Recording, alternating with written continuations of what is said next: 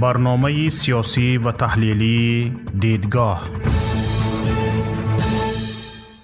درود بر شما بینندگان عزیز. در برنامه تحلیلی دیدگاه شوکتی محمد با شما هستم. شکر پروردگار که باز ما را به دیدار هم رسانید. برنامه امروزه ما موضوع اقتصادی است. در دوام برنامه عامل‌های زیاد شدنی فروش سنگ‌های قیمت‌بهای تاجیکستان به خارج، نارسایی بودجه و هم وعده امامعلی رحمان را که گفت در 7 سال آینده اگر تکراراً پرزیدنت شود که حتما می شود، هیچ شبهه نیست، مجموعی محصولات داخلی کشور را 2 برابر افزایش می دهد. این موضوع ها را با اشتراک و کمک کارشناسان در برنامه بررسی خواهیم کرد. حجم عمومی بودجه دولتی تاجیکستان در ظرف 8 ماه سال جاری 14 میلیارد و 352 میلیون سومانی را تشکیل داد که 2.6% کمتر از نقشه تصحیح شده، یعنی به خاطر کرونا ویروس بازبینی شده می باشد. در این باره وزارت مالیه جمهوری خبر داد، یعنی در این دوره به بودجه کشور حدودی 400 میلیون سومانی، نزدیک 39 میلیون دلار کمتر مبلغ وارد شده است.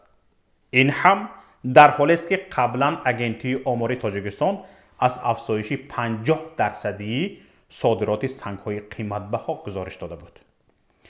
طبق معلومات داده اگنتی آماری نزد ریاست جمهوری تاجیکستان، در 8 ماه سال جاری تجارت خارجی تاجیکستان بیش از 3 میلیارد دلار را تشکیل داده است و افزایش 8% نسبت همین دوره سال گذشته را نشان می‌دهد.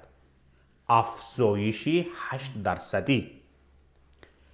افزایش حجم تجارت خارجی اساساً از حساب صادرات شکل گرفته است که با نزدیک به 50% رشد نسبت به سال 2019 به بیش از 1 میلیارد دلار رسیده است.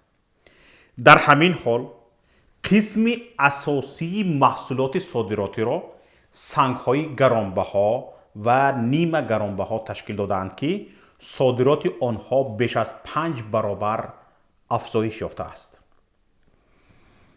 اگنتی آمار درباره با کدام مبلغ فروخته شدن سنگ‌های قیمت‌بها معلومات نمی‌دهد، اما با در نظر داشت افزایش 5 برابری صادرات آن و 50% صادرات در عموم می شود تخمین زد که به مبلغی نه کمتر از نیم میلیارد دلار سنگ‌های قیمت‌بها به خارج برده شده اند. همچنین به جای اول برآمدن شویتساریا در صادرات تاجیکستان گواه آن است که سنگ‌های گرانبها به این کشور فروخته شده اند. کمبود بودجه اساساً به کاهش مبلغ وارد شونده از انداز از درآمد و انداز از فایده نسبت داده می شود. حصه انداز در بودجه دولتی 68% را تشکیل می دهد، اما افزایش فروش سنگ‌های قیمت‌بها به خارج از آن گواهی می دهد که درآمد بودجه با شدت کم می شود. کارشناسان امور اقتصادی با سرعت بالاروی صادرات و سنگ‌های متال‌های قیمت‌بها را پیش بینی شونده می دانند. کارشناس مسائل اقتصادی عبدالمنان شیرعلیوف به ما گفت با سرعت بالاروی صادرات سنگ و متال‌های قیمت‌بها هیچ جای تعجب ندارد. خب این بیشتر شدن فروشی سنگ و متال‌های قیمت‌بها اصلا جای تعجب ندارد و پیش بینی شونده بود، چون وقتی انتقال پول مهاجران با شدت پایین رفت و این بحرانی از پاندمی پیش اومده، همچنین قطع فعالیت کردن 10,000 صاحبکار، البته به کمشوی قسم وارداتی بودجه هم حساب انداز و هم حساب گمرک آورده میرساند و طبیعی است که دولت باید این کمبود رو از جای پر کند. خب هیچ اینستیتوت مالیوی و هیچ کشوری دونر هم به این مقدار قرض و گران نمیدهد و بخصوص در زمان بحرانی و دولت باید که از جای اون رو پر کند. بنابراین حکومت مجبور شد به فروش ذخیره‌های سنگ متال‌های قیمت‌بها دست نهاد. ایوب ایگاموف کارشناس دیگری اقتصادی هم بر این نظر است که سبب اول نارسایی درآمد بودجه است، اما سبب دوم میتواند این باشد که کمشوی انتقال پول مهاجران به کمبود اسعار خارجی رسانده است و برای تأمین بازار به آن حکومت مجبور به فروختن سنگ و متل های قیمت بها شده است. سبب افزایش یافتن صادرات سنگ‌های قیمت‌بها در تاجیکستان یک چند تا شدنش ممکن است. یکم اگر این با سبب پر کردن نارسایی بودجه یعنی دفیسیت بودجه شدنش ممکن.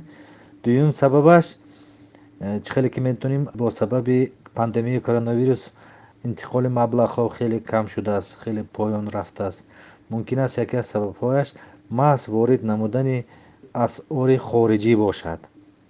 سوم سببش مثال همه سالها ممکن قسمی از آنها ذخیره میشد و فقط قسم دیگرش صادرات میشد.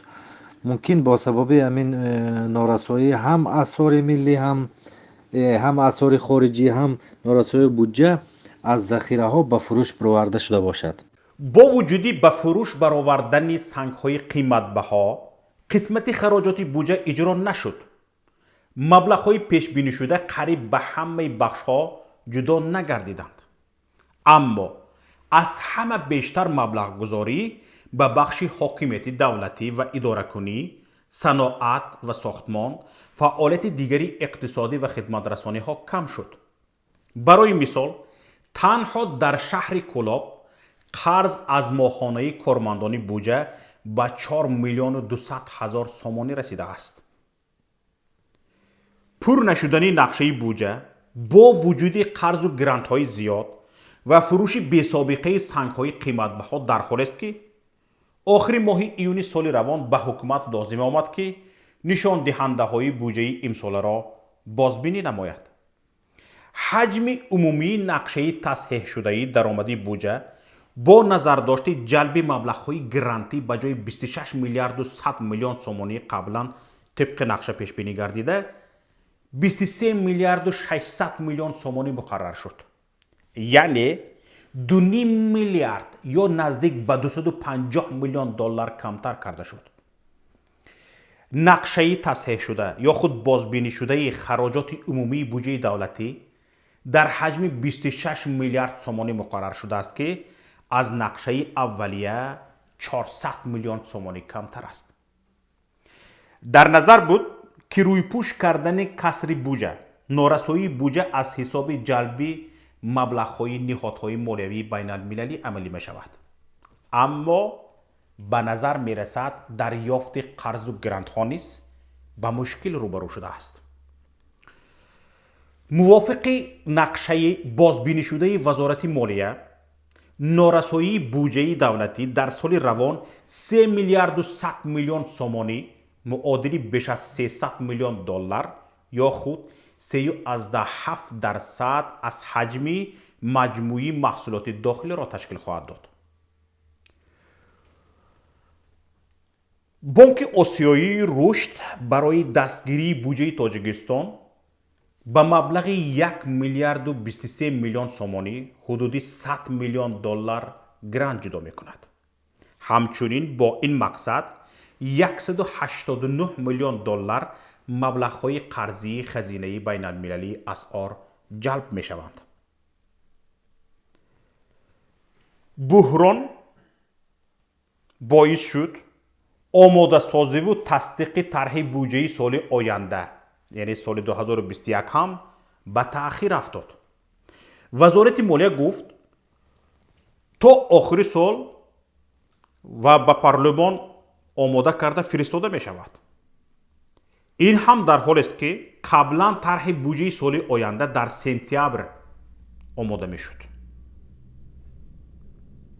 به نظر می رسد بحران به حجم بودجه سال آینده هم تاثیر خواهد کرد. اقتصاددان ایوب ایگاموف به این نظر است که بودجه سال آینده هم به کمبود یعنی دفیسیت روبرو خواهد شد.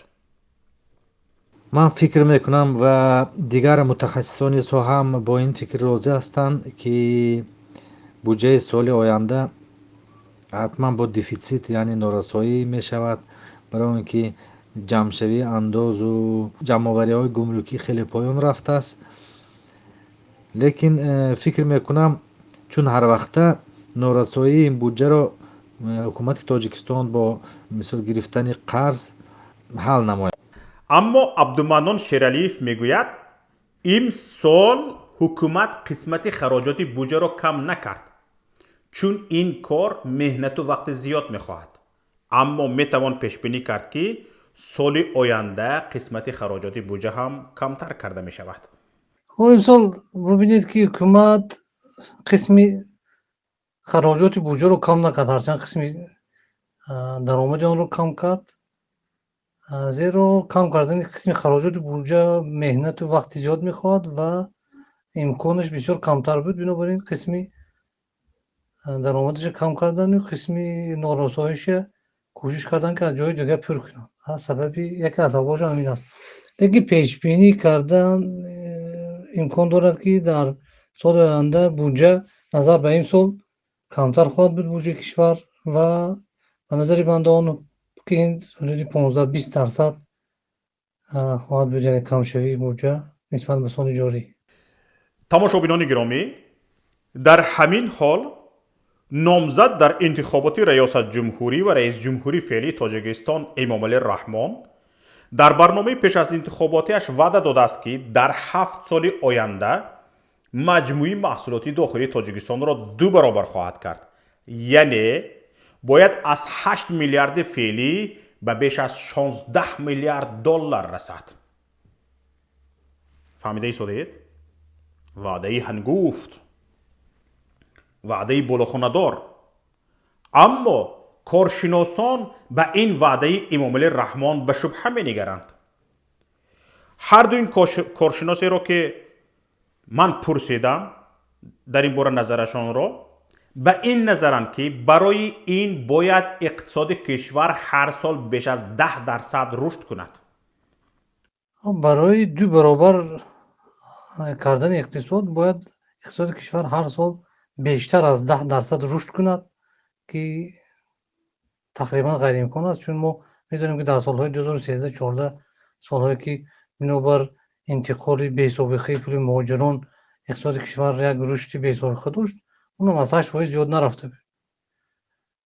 ҳоло бо бинобар ин буҳрони иқтисодии пешазомада аз пандемия мутмаинан имсол маҷмӯи маҳсулоти дохилии кишвар аз соли гузашта камтар хоҳад шуд ва соли оянда рушди он шояд ҳудуди 3% бошад ва дар тамоми ҷаҳон ҳамино пешбинӣ мекунанд, ҳатто дар кишварҳои босурат рушдкунанда.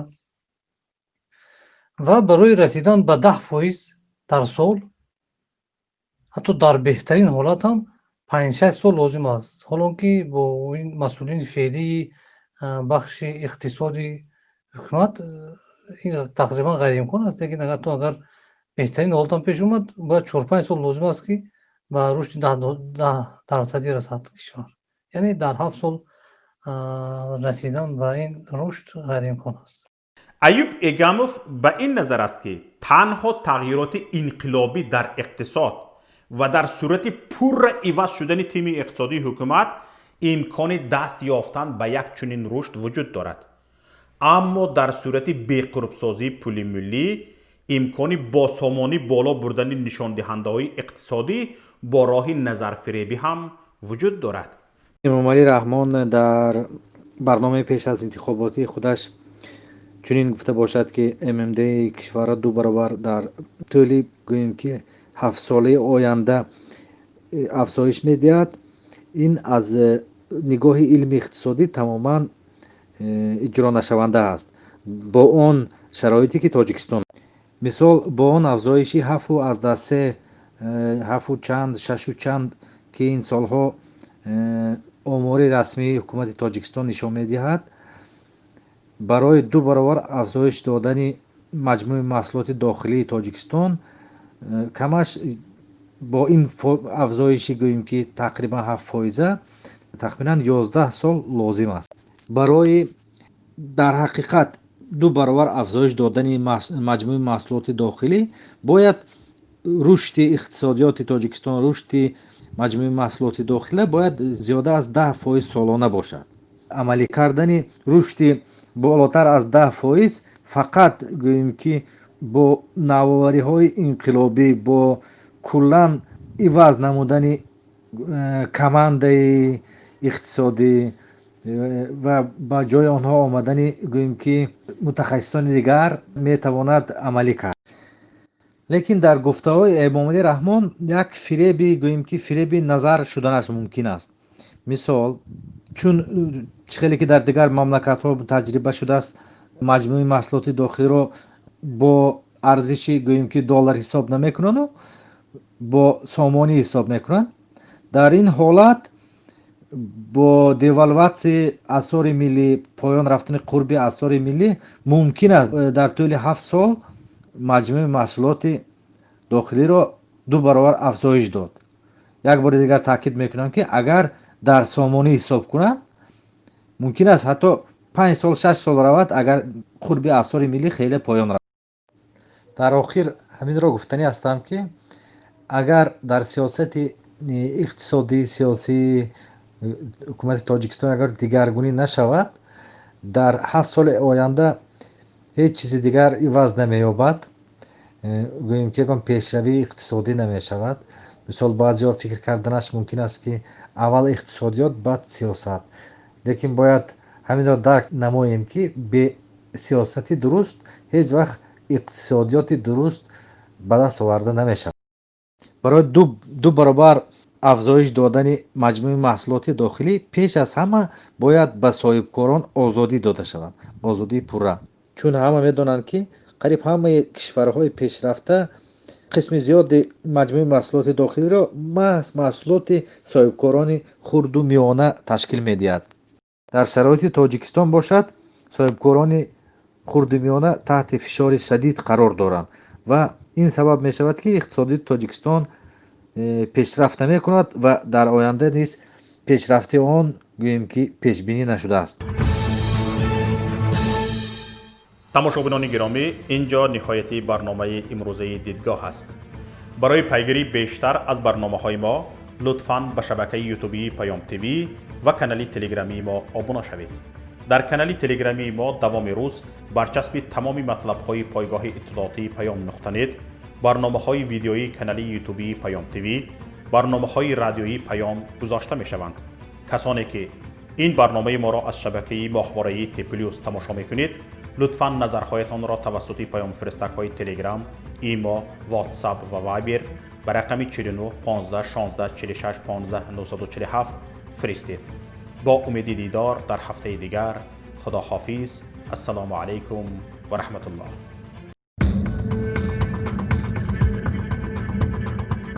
برنامه سیاسی و تحلیلی دیدگاه.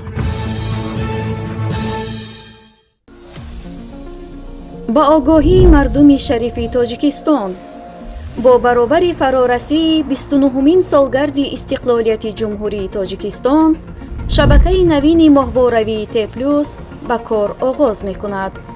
برنامه‌ها با زبان‌های تاجیکی و روسی پخش خواهند شد. شما می‌توانید آن را از ماهواره ایتلسات 7B در موقعیت 7 درجه شرقی بر روی بسامد 11262 گیگاهرتز، سرعت نشانی 27500، قطبش افقی FEC 5.6 تماشا کنید. ماهواره ایتلسات 7B، موقعیت 7 درجه شرقی، بسامد 11262، سرعت نشانی 27500، قطبش FEC 5.6.